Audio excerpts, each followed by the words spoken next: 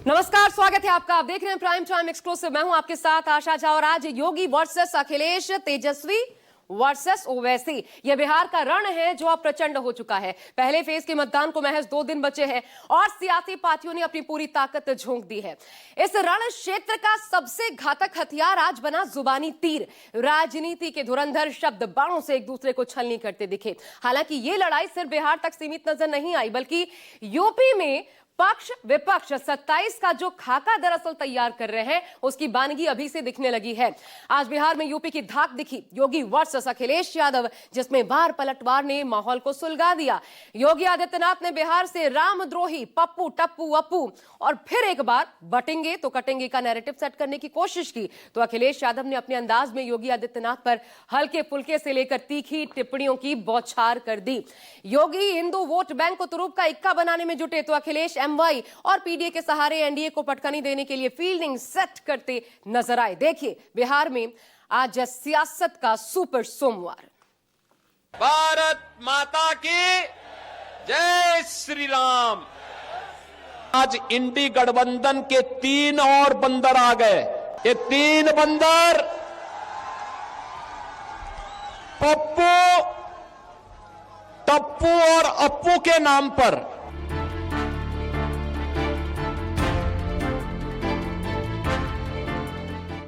एक पड़ोसी आए थे, कोई पड़ोसी, एक रंगा पड़ोसी, एक रंगा है वो कभी बहुरंगी लोगों को स्वीकार नहीं कर सकते हैं। चुनाव में सियासी संग्राम, योगी वर्सेस अखिलेश। बिहार चुनाव में पहले चरण के चुनाव प्रचार के खत्म होने से पहले जुबानी जंग तेज हो गई। समीकरण साधने के लिए यूपी की सियासी हवा भी बिहार में बहने लगी। सोमवार को सीएम योगी आदित्यनाथ और समाजवादी पार्टी अध्यक्ष अखिलेश यादव में जमकर वार पलटवार हुआ।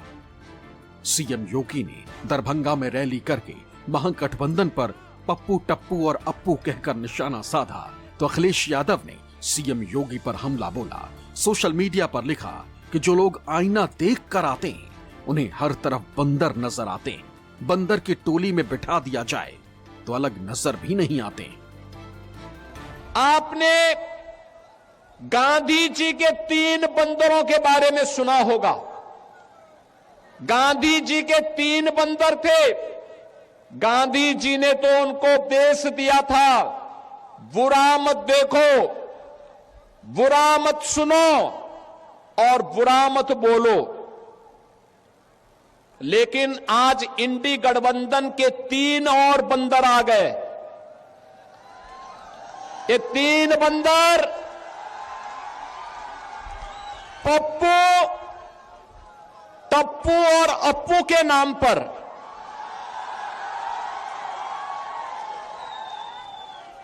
पप्पू, टप्पू और अप्पू के नाम पर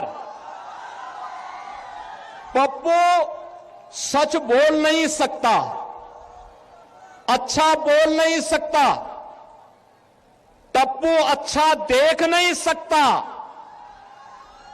और अप्पू सच सुन नहीं सकता। इन लोगों को एनडीए सरकार के द्वारा किए गए विकास दिखाई नहीं दे रहे।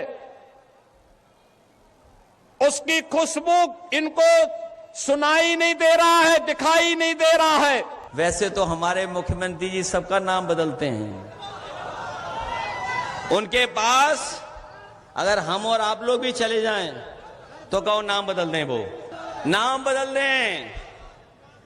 उन्होंने न जाने कितने नाम बदले हैं। किसी गांव में गए तो गांव का नाम बदल दिया, किसी शहर में गए तो वहां नाम बदल दिया। हम कहते हैं अगर नाम आए थे यहां पर तो ओसामा का भी नाम बदल देते, ओसामा का नाम कर देते शेर सिंह। बताओ कोई शेर सिंह खराब नाम है क्या? और इस बार बिहार के शेर सबको करेंगे ढेर। बिहार में अखिलेश यादव ने रघुनाथपुर, पूर्वी चंपारण की कल्याणपुर और कैमूर की भभुआ सीट पर रैली की। रघुनाथपुर सीट पर जहां यादव मुस्लिम समीकरण प्रभावी है, तो वहीं कल्याणपुर में दलित और मुस्लिम वोट जीत हार तय करते हैं। इसी समीकरण को अखिलेश यादव ने साधने की कोशिश की। अखिलेश मुस्लिम बहुल इलाकों में थे तो सीएम योगी हिंदुत्व कार्ड खेलना नहीं भूले। सीएम योगी ने अखिलेश यादव के बहाने महागठबंधन पर रामद्रोही होने का आरोप लगाया, जिसका जवाब अखिलेश यादव ने भी तीखे अंदाज में दिया। ये जो आरजेडी है, ये जो कांग्रेस है, और इनका एक पार्टनर उत्तर प्रदेश में है समाजवादी पार्टी के रूप में, ये घोर हिंदू द्रोही है, रामद्रोही है, मां जानकी के विरोधी हैं। जो राम का विरोधी होगा, मां जानकी का विरोधी होगा, हमारा भी विरोधी होगा। ये कांग्रेस है जिसने कहा था राम हुए ही नहीं, भगवान राम और मां जानकी के अस्तित्व पर इन्होंने प्रश्न खड़ा किया था। सुप्रीम कोर्ट में इन्होंने एफिडेविट दिया। बहनों और भाइयों, एक और इनके द्वारा सुप्रीम कोर्ट में दिया गया एफिडेविट, और दूसरी तरफ अयोध्या में राम मंदिर के रथ को रोकने का काम किया, करने का पाप किया था आरजेडी ने। इसी बिहार की धरती पर दंगों की आग में झोंकने का काम किया था, और समाजवादी पार्टी ने अयोध्या में राम भक्तों पर गोलियां चला करके पूरी अयोध्या को लहूलुहान करने का पाप किया था। हमारे पड़ोसी की परवाह मत करना, हमारे पड़ोसी की परवाह इसलिए मत करना।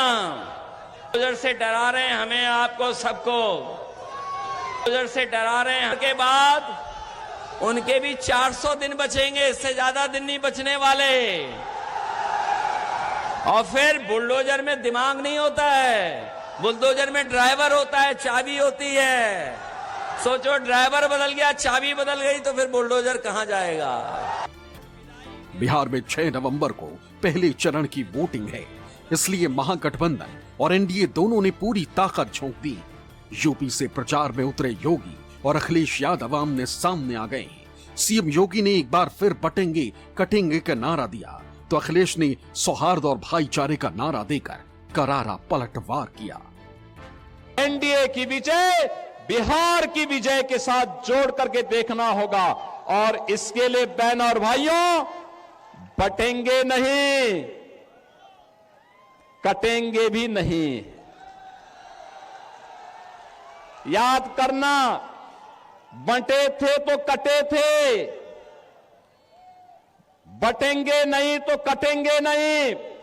एक रहेंगे तो सेफ भी रहेंगे, और एकजुट होकर के एनडीए के प्रत्याशी भारतीय जनता पार्टी के श्री मुरारी मोहन झा को भारी बहुमत से विजयी बना करके भेजना है। ये लाइन टेन से घबराए हुए हैं, ये लाइन टेन हमारा आपका कभी साथ नहीं छोड़ेगा। ये लाइन टेन वाले वो लोग हैं जो कभी साथ नहीं छोड़ने वाले हैं। और मैं कह के जा रहा हूं, कोई कितनी भी नफरत की बातें कर ले, कोई कितनी भी बांटने की बात कर ले, लेकिन इस बार बिहार की जनता सौहार्द को जिताने जा रही है, भाईचारा को जिताने जा रही है। बिहार चुनाव में सीएम योगी और अखिलेश के इस वार पलटवार से साफ है कि इस चुनाव के बहाने यूपी में 27 का गणित साधने का भी प्लान तैयार किया जा रहा है। समाजवादी पार्टी जहां यादव मुस्लिम वोट बैंक को साध रही है, तो वहीं सीएम योगी हिंदुत्व के एजेंडे को धार दे रहे हैं, जिससे जुबानी जंग भी तीखी हो गई। ये जो 3 इंडी गठबंधन के 3 बंदरों की जोड़ी है, बहनों और भाइयों, ये 3 बंदरों की जोड़ी, ये बिहार में खानदानी माफियाज को गले लगा करके अपना शागिर्द बना करके बिहार की सुरक्षा में सेंध लगाने का काम कर रहे हैं। आरजेडी की सरकार के समय में यहां पर बिहार के अंदर 70 से अधिक नरसंहार की घटनाएं हुई थी। 70 से अधिक नरसंहार की घटनाएं। इन्होंने जातीय संगठन खड़े किए थे, बिहार में जाति को जाति से लड़ाते थे। कट्टा बंदूक लेकर के बिहार की पूरी व्यवस्था को इन्होंने धूमिल करने का काम किया था। ये वही लोग हैं जो आपको तो जाति के नाम पर बांटते हैं, घुसपैठियों को आमंत्रित करते हैं, आपकी आस्था के साथ खिलवाड़ करते हैं और फिर राष्ट्रीय सुरक्षा पर सेंध लगवाने का काम करते हैं। कुछ लोग कहते हैं कि विरासत में बुद्धि गद्दी मिल सकती, बुद्धि नहीं। कुछ लोग कहते हैं ये बात समझ रहे होंगे आप लोग कौन कहता है। अब ये जो बयानबाजी हुई, आरोप प्रत्यारोप एक दूसरे पर तीखी, आपने देखा बिहार में। लेकिन योगी आदित्यनाथ और अखिलेश यादव के पहुंचने के खास मायने हैं। दोनों की छवि का खास प्रभाव है जिसे भुनाने की कोशिश है। आखिर किन समीकरणों को दरअसल साधना है? दोनों ही गठबंधनों को देखिए, एनडीए वर्सेस महागठबंधन। तो पहले तो ये दिखाते हैं आपको कि योगी के पहुंचने के मायने क्या है। हिंदुत्व के नाम पर ध्रुवीकरण, साफ स्पष्ट लकीर है। योगी आदित्यनाथ का फायर ब्रांड चेहरा, उनकी हिंदुत्ववादी छवि बिहार में खासी लोकप्रिय है, जिसे भुनाना चाहता है एनडीए। और यही कारण है कि बिहार पहुंचकर योगी आदित्यनाथ ने बटेंगे तो कटेंगे के नारे को एक बार फिर से धार देने की कोशिश की। साथ ही जंगल राज के नाम पर विपक्ष को घेरना, और योगी आदित्यनाथ इसी जंगल राज के खिलाफ बिहार में भाजपा या एनडीए का कह लीजिए पोस्टर बॉय हैं और इस तौर पर उतारे गए हैं। यह संदेश देने की कोशिश है।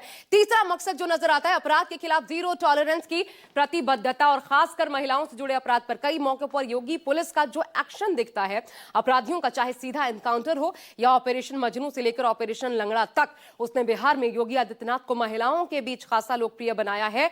तो आधी आबादी को भी उनके माध्यम से साधने की कोशिश है। और एक बड़ी बात, यूपी जैसे बिहार में भी माफिया की शामत का संदेश देना, माफिया को मिट्टी में मिला देंगे।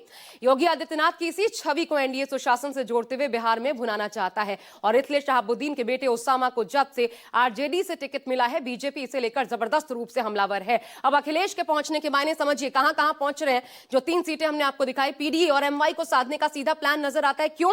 रघुनाथपुर पहुंचे तो एमवाई प्रभावी है क्योंकि वहां पर मुस्लिम यादव समीकरण, कल्याणपुर में देखिए दलित मुस्लिम प्रभावी है और भभुआ में ओबीसी प्रभावी है, यानी कि पीडीए के माध्यम से। और एक अहम कारण यह भी है कि यूपी में अखिलेश यादव बीजेपी का रथ लोकसभा चुनाव में रोक चुके हैं, बिहार में दोहराने की कोशिश होगी उनके माध्यम से। पीडीए के सहारे अखिलेश यादव ने बीजेपी को अपने दम पर जो बहुमत लाने का सपना था उसे यूपी में तोड़ा। उसी पीडीए के जादू को अखिलेश के सहारे बिहार में दोहराने की कोशिश है महागठबंधन की। और एक खास मकसद, बिहार के युवा वोटर्स को साधने की कोशिश, क्योंकि चुनाव आयोग के आंकड़े कहते हैं कि बिहार में 1,77,00,000 से अधिक युवा आबादी है। इनमें 14,84,000 पहली बार मतदान करेंगे और यही वोटर्स रोजगार के मुद्दे पर सबसे ज्यादा सरकार से खफा है। ऐसे में इन युवा वोटर्स को इन 3 लड़कों के जरिए महागठबंधन साधने में जुटा है।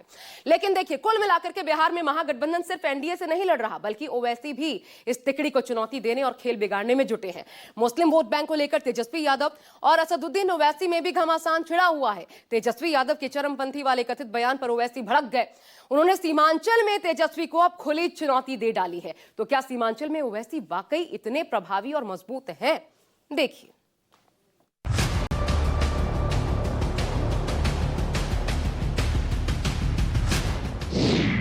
ओवैसी का मुस्लिम प्लान, तेजस्वी पर भड़के भाईजान।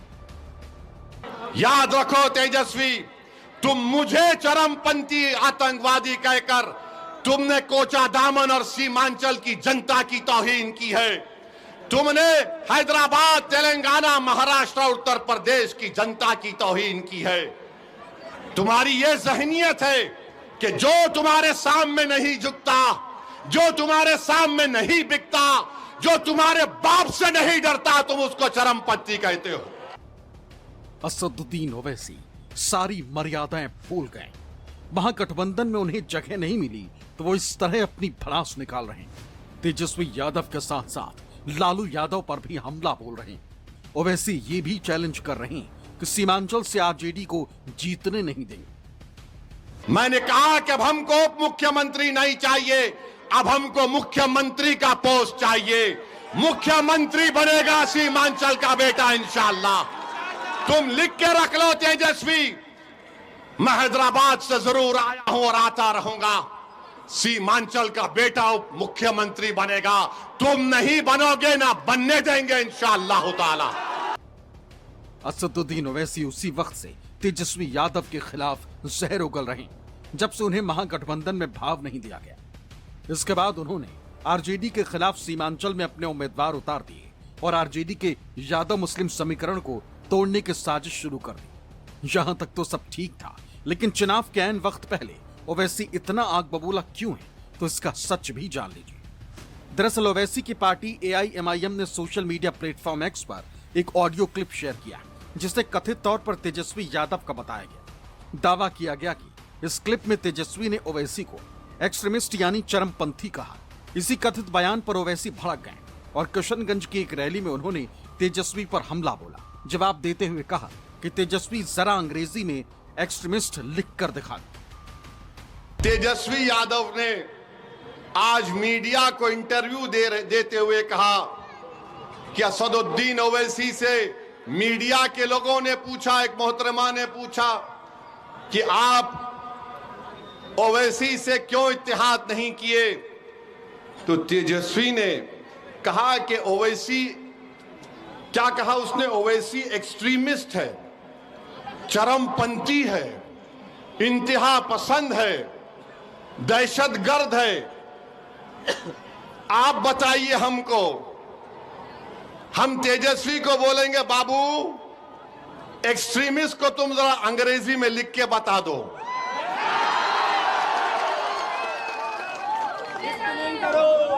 हमको एक्सट्रीमिस्ट बोलता है, नहीं सुन लिए, हमको एक्सट्रीमिस्ट क्यों बोलता है? इसलिए बोलता है कि मेरे चेहरे पे दाढ़ी है, सर पे टोपी है, मैं नमाजी हूं। असदुद्दीन ओवैसी पहले से अपने आक्रामक बयानों के लिए जाने जाते हैं और ये बात नई नहीं, लेकिन बिहार चुनाव में अब की बार वो तेजस्वी के खिलाफ बोल रहे हैं। मुस्लिम वोटरों को ये कहकर भी एकजुट करने की कोशिश कर रहे हैं कि 14% वाले तेजस्वी यादव 36% सीएम पद के दावेदार होते हैं और हम 17% मुसलमानों को लॉलीपॉप थमाया जाता है। 3% और कह रहे हैं कि अगर हमारी सरकार बनेगी तो मुख्यमंत्री हमारा होगा। बताओ, आप 17% हैं, अगर मल्ला का बेटा मुख्यमंत्री बन सकता तो क्या आदम का बेटा मुख्यमंत्री नहीं बन सकता? ओवैसी की मंशा साफ है कि चुनाव में आरजेडी के मुस्लिम वोट बैंक में सेंध लगाकर खेल कर दिया जाए। इसीलिए ओवैसी ने बिहार के सीमांचल में उन सीटों पर उम्मीदवार भी उतारे हैं जहां मुस्लिम वोट निर्णायक माने जाते हैं। सीमांचल में कुल 4 जिले हैं, कटिहार, पूर्णिया, अररिया और किशनगंज। इन चारों जिलों को मिलाकर कुल 24 विधानसभा सीटें हैं। 2011 की जनगणना के मुताबिक किशनगंज में 68%, अररिया में 43%, कटिहार में 45% और पूर्णिया में 39% मुस्लिम आबादी। यानी इन जिलों की सीटों पर मुस्लिम वोटर्स हार जीत में अहम भूमिका निभाते। साल 2020 के विधानसभा चुनाव में AIMIM ने सीमांचल में 20 सीटों पर चुनाव लड़ा और 5 सीटें जीतकर बिहार की राजनीति में बड़ा उलटफेर किया था। इस बार ओवैसी की पार्टी ने सीमांचल में 16 सीटों पर उम्मीदवार उतारे, जिसमें पूर्णिया के 7 विधानसभा में मुस्लिम बहुल 4 इलाके शामिल हैं। ओवैसी का वोटिंग से पहले तेजस्वी पर हमलावर होना इसी मुस्लिम समीकरण का खेल माना जा रहा है। तो चलिए जल्दी से पहले तो आबादी की बात करते हैं। 2011 की जनगणना के अनुसार बिहार की आबादी क्या है? देखिए, ये जो मुस्लिम वोटरों का खेला हो रहा है बिहार में, वो क्यों? हिंदू कुल मिलाकर के 82.69%, मुस्लिम है 16.87, आबादी में करीब 1.76 करोड़ और कुल आबादी है बिहार की 10,41,00,000 की कुल आबादी। पिछले करीब 15 सालों में मुस्लिम आबादी, ये जो 16.87 आप देख रहे हैं, क्योंकि 11 की जनगणना की मैंने बात की, अब 18% होने का अनुमान है। ये बड़ा वोट बैंक है और जाहिर है ऐसे में अगर राजद का पुराना समीकरण एक साथ मिलकर पक्ष में आ जाए तो ये अपने दम पर राजद का सियासी सूखा भी खत्म कर सकते हैं और तेजस्वी यादव का सपना भी साकार कर सकते हैं। देखिए कैसे यादव कितने आते हैं कुल मिलाकर के, समीकरणों को समझिए। यादव 14, मुस्लिम 18, यानी कुल मिलाकर के ये हो जाता है अपने आप में एक मुश्त 32%, यानी विनिंग कॉम्बिनेशन। और जब अब अल्पसंख्यक वोट बैंक की आप बात करते हैं तो बिहार के कुछ जिलों में मुस्लिम आबादी के आंकड़े क्या कहते हैं, यह भी अपने आप में एक अहम फैक्टर है, इसे समझिए। किशनगंज 67.98%, कटिहार में 44% से थोड़ा सा ज्यादा, अररिया में 42%, पूर्णिया 38.46%। और ये चारों सीमांचल के जिले हैं जहां मुस्लिम आबादी करीब 40% या फिर उसके पार जा चुकी है। इसके अलावा 243 विधानसभा सीटों में से कुल 70 से 80 सीटें ऐसी है जहां से राजद अपनी जीत की राह ढूंढ रही है, जिसमें ओवैसी ही दरअसल सबसे बड़ा रोड़ा बन सकते हैं और अब तो खुली चुनौती। अब कुल मिलाकर के देखिए, महागठबंधन बिहार में ये सियासी युद्ध कई मोर्चों पर लड़ रहा है, लेकिन एनडीए की परेशानी भी कम नहीं। चुनाव के बीच मध्य प्रदेश में बीजेपी के एक मंत्री ने नीतीश सरकार के शराबबंदी के फैसले पर सवाल उठा दिए हैं और इससे सियासत गर्मा गई है। मध्य प्रदेश के पर्यटन मंत्री हैं धर्मेंद्र सिंह लोधी, जिन्होंने कहा है कि बिहार में शराबबंदी है, लेकिन शराब माफिया एक्टिव है और खुलेआम फोन पर घर घर शराब पहुंचा रहे हैं। देखिए, अभी आपको याद होगा कि हमारी सरकार ने 2 राज्यों में शराबबंदी की हुई है, जिसमें बिहार है और शायद गुजरात भी है। और अभी मैंने पता किया, बहुत सारे लोग गए थे बिहार प्रचार में, तो मैंने उनसे पता किया कि वहाँ भाई शराबबंदी लागू है। तो उन्होंने कहा कि शराबबंदी तो हो गई है, लेकिन अब शराब माफिया जो है घर घर शराब पहुंचाने लगे हैं। फोन करो, घर पे शराब आ जाए। अभी आपको याद होगा कि हमारी सरकार ने 2 राज्यों में शराबबंदी की हुई है, जिसमें बिहार है और शायद गुजरात भी है। और अभी मैंने पता किया, बहुत सारे लोग गए थे बिहार प्रचार में, तो मैंने उनसे पता किया कि वहाँ भाई शराबबंदी लागू है। तो उन्होंने कहा कि शराबबंदी तो हो गई है, लेकिन अब शराब माफिया जो है घर घर शराब पहुंचाने लगे हैं। फोन करो, घर पे शराब आ जाती है।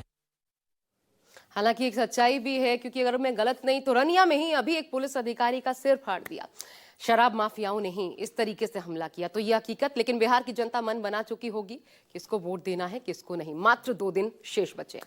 एक छोटा सा ब्रेक, बने रहिए न्यूज़ 24 के साथ।